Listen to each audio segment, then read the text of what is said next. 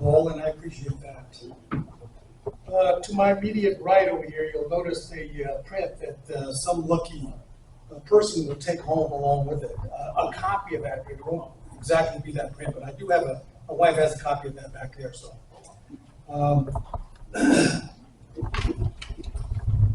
first of all, welcome and good morning. Good afternoon, rather. And thank you for the invitation here, Paul. I certainly appreciate that. You know, some time ago, I made the ultimate decision, like Paul had mentioned, that we worked a whole lot together. And after 45 years of working for my particular company, which is a utility-based company out of Tempe, Arizona, I'm proud and excited to say that I'm thoroughly enjoying my retirement. Had I known that retirement was this good, I would have retired 10 years ago. But in any event, to those gathered here today, and some may know me, and again, some may not, but my name is Leroy DeJolie, and I am an ultra-large format photographer. And of course, obviously, a Navajo Indian. I was born and raised right here, what we know as the Colorado Plateau, more specifically the Kaibito Page area. As a young kid, I was diagnosed with a disorder called dyslexia. Growing up, it no doubt affected me in how I saw things, and of course, comprehension, and how I comprehended in my mind. But more importantly, it affected my speech. So if I do mess up sometime during this presentation, I apologize. I'm second generation of photographers in my family. My father, who I just most recently lost, spent a great deal of photography with his career in the Army. He was no doubt a key figure in the development of my photography today. Photographing Navajo Land along the Colorado Plateau offers a unique perspective, complete with the kind of natural wonders found no place here on Earth. To my immediate left here is my camera. It's a 1952 8x10 Deerdorf. The lens I currently have on there is a 450 millimeter lens on there.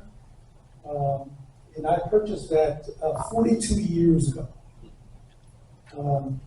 It's the exact same model as that Ed's Lab used, in fact. He photographed from an 8x10 Deerdorf. And even more, equally as important, is the tripod. The tripod is a 1938 Reese Wooden tripod. And there's a little patent that's on there that was patented back in 1938. It was built, like I said, in 1938. Serial number 99, Reese Wooden tripod, 1314 Beechwood Drive, Hollywood, California. And the stories, I think that particular, you could tell is, you know what, I'd be all ears if you can speak. It's obviously, I'm probably third or fourth owner on that, but I bought that particular tripod in the yard sale in Phoenix. Someone had it displayed down there, and the guy said, you know, it's been in my storage for the longest time. How much would you give me for it? I said, $25. Good, I was going to ask for $10, he says. At any event, large format photography has long offered me a twofold thrill. First of all, there's the joy of going out and photographing. Obviously, photographing the natural phenomena around me, because everything out here is all basically just very interesting to photograph, as you may know.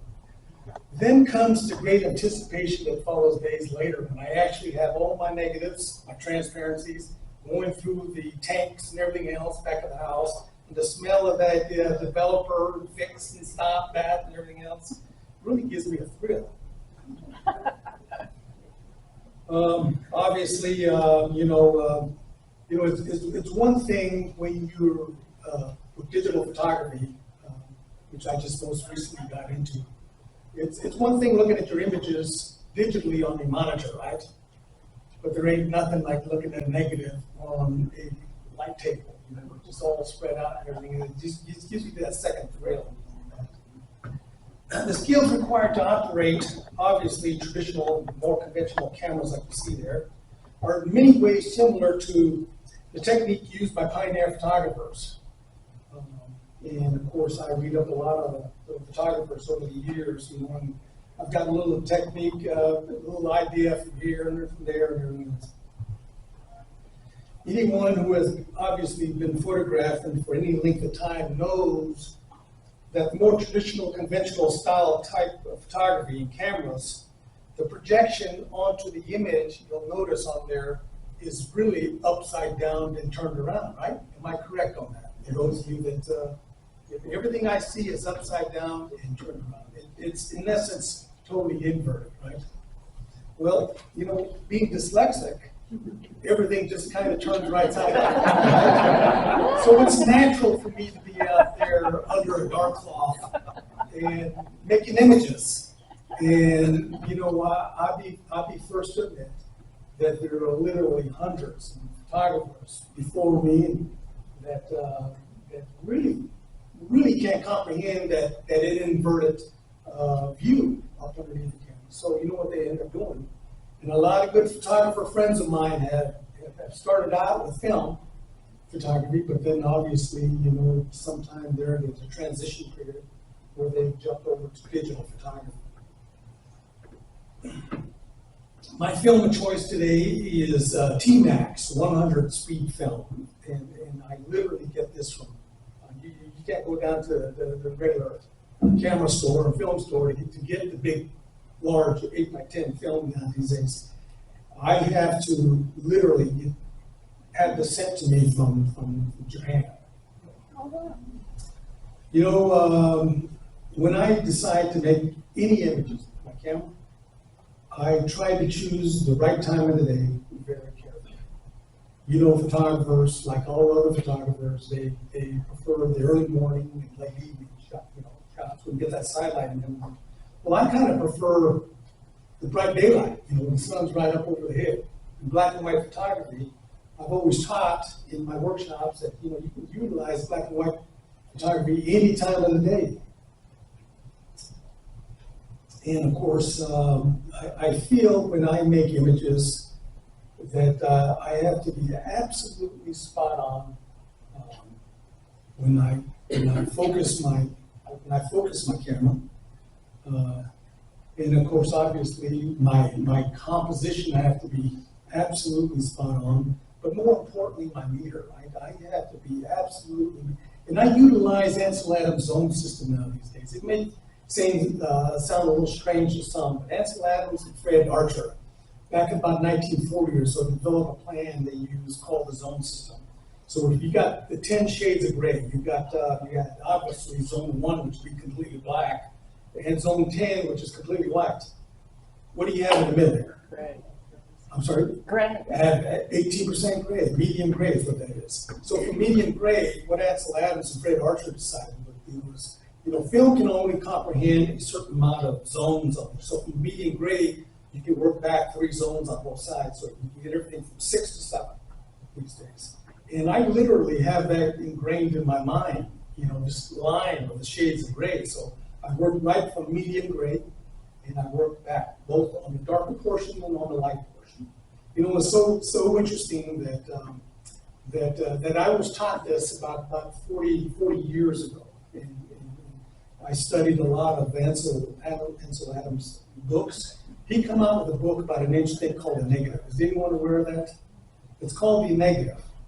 You know, and folks throughout the years have read that book numerous times, but you know, at the end it becomes almost clear as mud. I picked up that book and I've read that about a couple dozen times, and I got to the point where I was thinking like the mind of Ansel Adams.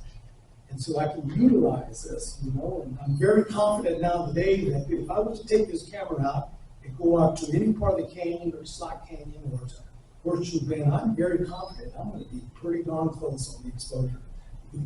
Simply utilizing that zone system that I just explained. You know, photographing The film now these days is quite expensive. And I'm looking for an 8x10. I also have an 11x14 Wisner camera back at the house. But with an 8x10, by the time you've actually purchased it, to the time you've actually processed it, you're looking about $30 a sheet. Now, obviously, with this particular camera, I cannot afford to bracket any of my exposures. I go broke quick, right? So I have to be absolutely spot on. Photographing, obviously, for the past 42 years, I have to be absolutely confident to know that when I go out each and every day, or when I decide to go out and travel and do miles and miles of hiking or so, I have to be very confident to know that, I've had others accompany me and everything else like that. And by the way, I do teach with the Arizona Highways Photoscape. And you can look that up. It's the acronyms, Arizona Highways Photoscape. It's ahps.org. Okay, and I believe I may have a schedule on the very last slide I had on my presentation here. I feel one of the major advantages I have photographing from such a large format camera is the perspective controls that I have. And you'll see the knobs there just adjacent from the lenses there. A series of knobs that I use that I can correct parallel lines. I can actually utilize the various tricks that I've developed over the years. You got to remember now that I learned a lot of this large format photography from my father, who was a part of the Signal Corps in the Army. And he obviously was well familiar with the large format, so I kind of, in essence, got a jump start at it. But you can see the perspective controls on there that I can use to make lines parallel of each other rather than converging and whatnot. So when I'm photographing buildings. The various techniques allows me to extract as much graphic details in my subjects as possible. It also allows me to be extra sharp and crisp in focusing. When I put that old camera up, anything digital now these days, Some may disagree, some may agree on that, but I've myself personally had photographed from a digital camera and tried to get that to about the same size of say for instance that particular panoramic image there, and it don't even come close to that. This is a camera that you can expect me to live and to keep for the rest of my life on that. In the words of my good friend, Ellen Ross, who was fortunate enough to be one of the personal assistants to Ansel Adams, once said that really struck a chord with me. He says, the exposure looks good, the technique is good, but does it say something to you when you're out photographing? Is there something there that you're trying to convey in your images that I won't ordinarily see? Now, Ansel Adams, if you remember him, he talked about two things. The one was visualization, and the other is emotions. And I try to incorporate that as much as I can into my photography today.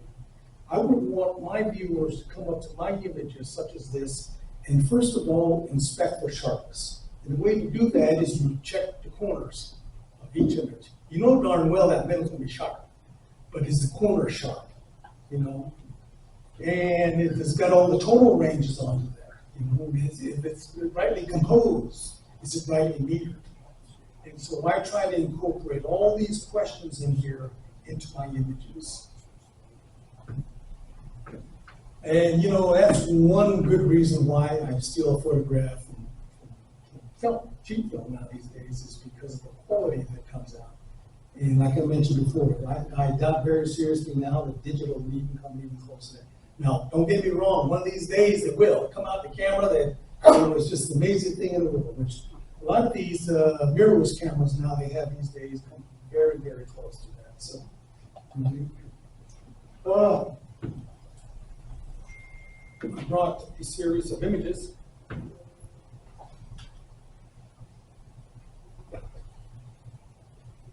First of all, is the image that I have brought here today is taken up on the Coyote Buttes, the Runyon Cliffs. And this is one of the attributes of large format photography. You see that, how crisp and how sharp that is right here? I'm only like about 24 inches away from the foreground right here. And of course, obviously, I love leading lines. I love how my eyes can look here and then travel on up to my primary subject right back up here. Okay. And so I utilize a series of filters that I use to help me gain more contrast in the image. But, that's simply my style of photography. And you'll notice too, a lot of the large format photographers, more importantly, Joseph Munch, David Munch, Jack King, utilize the same method. Okay. Here's an image that both my wife and I had photographed around Monument Valley. And this is a unique perspective in that we hiked literally about a couple miles to find this particular location. It's a dilapidated pinyon tree, juniper tree, and I come about it, and it had all the setting for a John Ford movie. You know? And being Native American, I kind of got to looking at that, and after I made that particular image, and it does show us like a human figure of some sort. You can see the perhaps maybe even a Native American dancer with it out with his feathers and whatnot. Here's your torso here, and you'll notice that the knees here overlooking Monument Valley. And I personally named this particular image the Guardian.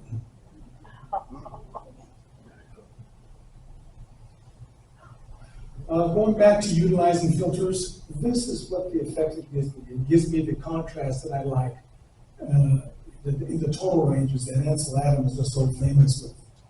It gives me the tonal ranges that I really like. And of course, obviously, you know, the views anywhere in Monument Valley to photograph is very interesting. And you'll notice, once again, folks, just like the image prior to this here, how I choose very carefully my foreground elements on this here. And you'll notice this is probably like about 8 feet away from utilizing a wider angle lens. This is an image where Ansel Adams, I'm constantly reminded of Ansel Adams in his teaching in pre-visualizing an image long before you even get there and leaving the emotions along with it. And so this particular image was ingrained in my mind for about 4 weeks, even before I actually made that particular image. And I can see this image in my mind, just going back and looking at it over and over and over. And obviously, when I got to this particular location, I knew exactly where to set up. I knew exactly what to do in this particular sense. We got to this location about 4:30 in the morning. And long before there was anyone else in there, the sun hadn't even rise up yet, and I was out there setting up. And obviously the light just coming, this is a 30-second exposure, boys. And everything was just as still as ever. It was quiet. It was just a beautiful moment to experience. And I think it was a little cool and brisk that particular morning. And see, these are the emotions that I got that'll stay with me for a whole lifetime. And this is what Ansel Adams was talking about is, you know, what is your emotion in all this here? You know, what are you going away from this particular area, you know, and how you feel? And I'm very proud of this particular image. This is an image that's called Eggshell Arch. You can notice the hopscotch. You'll notice, you see that arch right there? That arch spans about 100 feet. And I utilize a wide-angle lens. Once again, folks, take a look at that. And how crisp that is with that large format photography. And this is funny because this is the same technique, and those of you that project that Kinga had explained how you can gather information, your tone ranges here in your foreground, and absolutely utilizing what they call the focal displacement that I have, that I can utilize on a large format camera, and how that is also in focus too as well, all the way out to infinity. Once again, there was a polarization of some sort used right here. Okay. The sun's peeking out right out over the arch there. And what Ansel Adams was talking about, utilizing the zone system that we just discussed here. Black on one side, white on the other, you have medium gray here. That's what he was talking about right there. Being able to gather information there as well as there. And keep them detailed and just not you want your composition.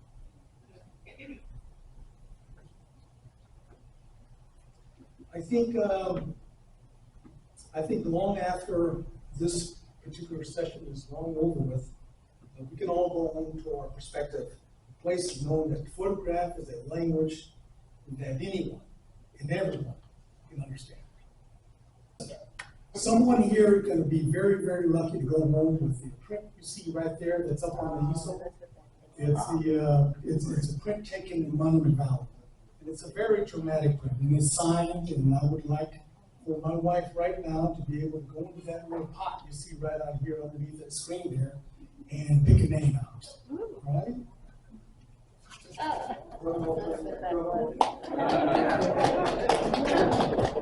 My name is Leroy DeJolie, and I just want to welcome you to this presentation. Isn't he awesome? Yeah, I'm lucky to get free lessons about photography. Free lessons on the zone system. All right, so hope you guys all have a wonderful day after the presentation, and have a safe day and safe journey. But sorry, there's only one person that's going to be able to have that right there. Here it goes.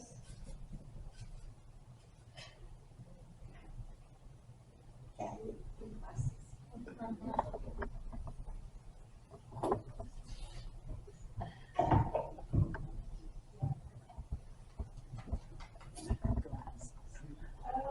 Okay, Pat Talbot.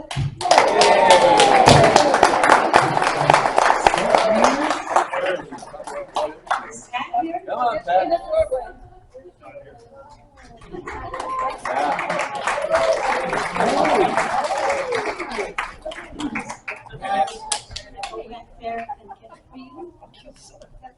This is an image that I call totem poles, double panel, and it's a beautiful print. Thank you, Leroy. And obviously, this is my copy. This is what's hanging in my home there. But you've got basically the exact same image, and it's one of the most beautiful prints I've ever had.